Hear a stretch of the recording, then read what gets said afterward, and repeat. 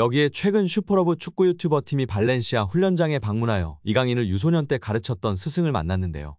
이강인을 12세, 17세, 18세 때 가르쳤던 앙굴로 코치와 인터뷰한 내용이 화제가 되고 있습니다.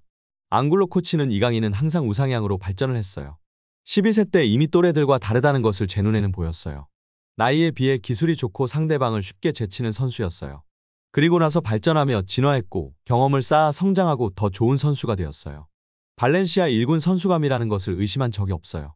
이 아카데미 훈련장에서의 데뷔골과 환상적인 활약을 잊을 수가 없어요. 좋은 기억으로 남아있어요. 라며 극찬했습니다. 말 그대로 이강인 선수는 천재 선수란 게 맞는 말인 것 같습니다. 오죽하면 발렌시아 팀 내에서도 항상 나이가 2살 더 많은 형들 팀에서 경기를 항상 업해서 했으니까요. 거기다가 그것도 모자라서 전체 팀에서 유럽팀에서 스카웃하려고 난리법석을 떨었을 뿐 아니라 스페인 국대에서조차 외국인 선수를 영입하려고 국적이민을 시켜려고 했겠습니까? 말 그대로 스페인 축구를 씹어먹은 선수입니다. 그런 선수가 많거나 흔할까요? 강인 선수의 천재성, 잠재성은 많은 레전드들도 인정하고 있는 상황입니다. 비등비등 선수였음 절대 외국인을 이민시키려고 안 했을 겁니다.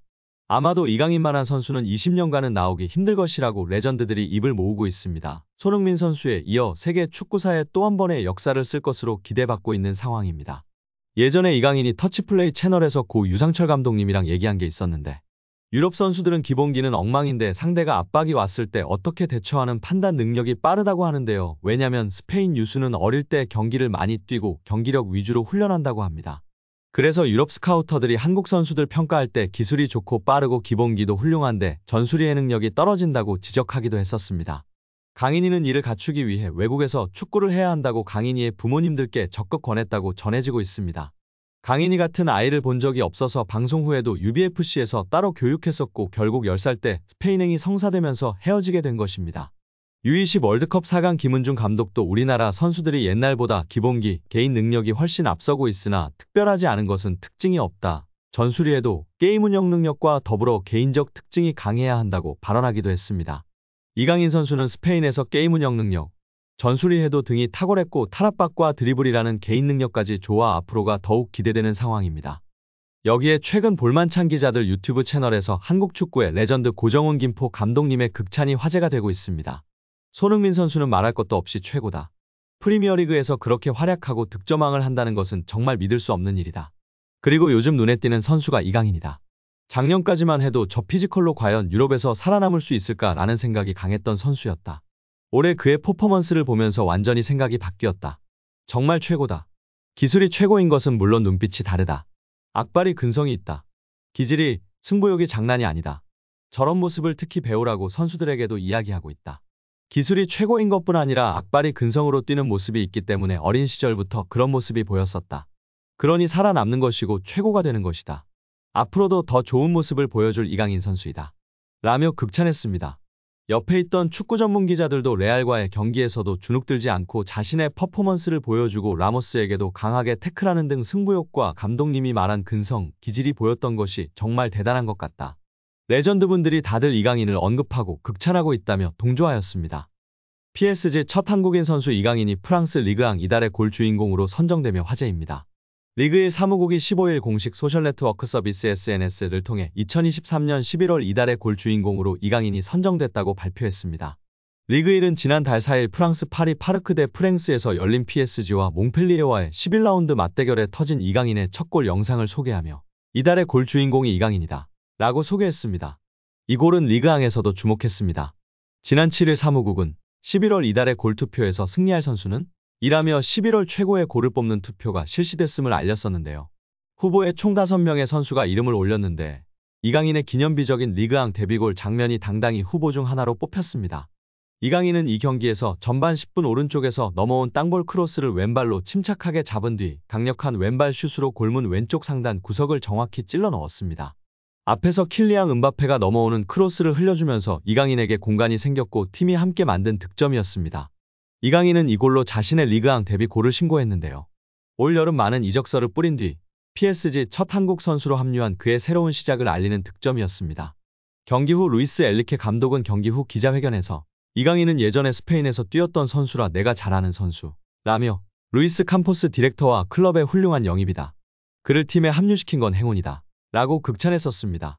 이어 이강인은 노력하고 공을 잃지 않고 압박에 저항하고 득점을 만들기 때문에 서포터들에게 매우 매력적이다. 라며 그는 뛰고 싶은 갈망이 크다. 이러한 굶주림은 선수 발전에 있어 매우 중요하다. 라고 덧붙였습니다. 이강인 팀 동료 우스만 덴벨레도 후보에 올랐었는데요. 덴벨레는 지난달 25일 AS 모나코와의 13라운드 맞대결에서 멋진 터치 후 골키퍼 머리 위를 노리는 강력한 오른발 슈팅으로 골망을 흔들면서 5대2 대승에 일조했었습니다.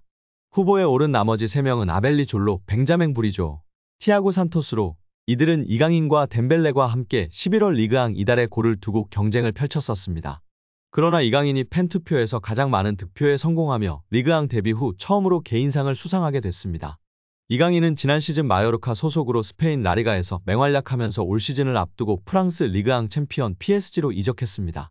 PSG는 마요르카에 이적료 2,200만 유로 약 313억 원을 지불하면서 이강인과 2028년 6월까지 5년 계약을 체결했습니다.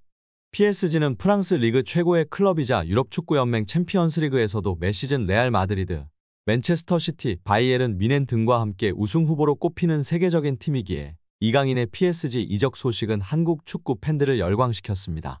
이강인은 최근 도르트문트전에서 평소와 다른 다소 아쉬운 모습을 보이기도 했는데요. 국내 축구 전문가들은 엔리케 감독의 전술이 아직까지 완전한 플랜 A를 만들지 못했고 선수들조차 매번 새로운 위치에서 새로운 역할을 부여받고 있어 꾸준한 활약을 하기가 쉽지 않다고 평가했습니다. 무한히도 중앙, 오른쪽 등을 계속 옮겨가고 있고 비티냐도 다양한 역할을 수행하다 이제야 안정감을 찾은 모습임을 언급했습니다. 이강인도 중앙 미드필더 왼쪽, 오른쪽, 공격수 왼쪽, 오른쪽, 심지어 중앙까지 안 서본 자리가 없는 상황인데요. 리그왕도 38라운드로 치러지게 되는데 이제 곧 전반 막바지로 향하고 있는 지금. 이제는 엔리케 감독도 선수들의 다재다능함, 멀티 능력도 좋지만 꾸준하게 활약할 수 있게 맞는 옷을 입혀주는 것은 어떨까 싶습니다. 우리 이강인 선수 부상 없이 앞으로도 좋은 모습 보여주길 기대하고 응원하겠습니다. 죽음의 조를 통과한 파리 생제르맹이 죽음의 대진을 기다리고 있어 팬들의 관심을 받고 있습니다. PSG는 12시즌 연속 UCL 16강 진출이라는 대기록을 썼습니다. 죽음의 조를 통과했다는 의미도 컸는데요. 하지만 산 넘어 산입니다. 조 1위에 오르지 못한 PSG에게 죽음의 대진이 기다리고 있습니다. UCL 16강은 조별리그 1위와 2위 팀들 간 대결로 이뤄지는데요. 조 2위 PSG는 조 1위로 조별리그를 통과한 우승 전력의 팀들과 16강부터 싸워야 합니다. A부터 H조 1위 팀은 바이에른 뮌헨, 아스널, 레알 마드리드, 레알 소시에다드, 아틀레티코 마드리드, 맨체스터 시티, 바르셀로나입니다. 이 중 레알 소시에다드만 상대적으로 전력이 낮을 뿐 만만한 팀은 없다는 평가입니다.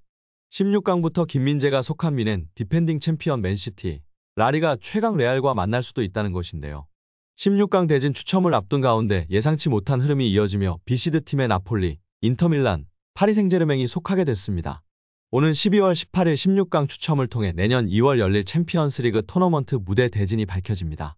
같은 조, 같은 리그를 만날 수 없는 가운데 어떤 죽음의 대진이 성사될지 주목되고 있습니다. 오늘 영상은 여기까지입니다. 끝까지 시청해주셔서 감사합니다. 늘 건강하시고 더 좋은 영상으로 찾아뵙겠습니다. 구독과 좋아요도 잊지 마시고 부탁드립니다. 감사합니다.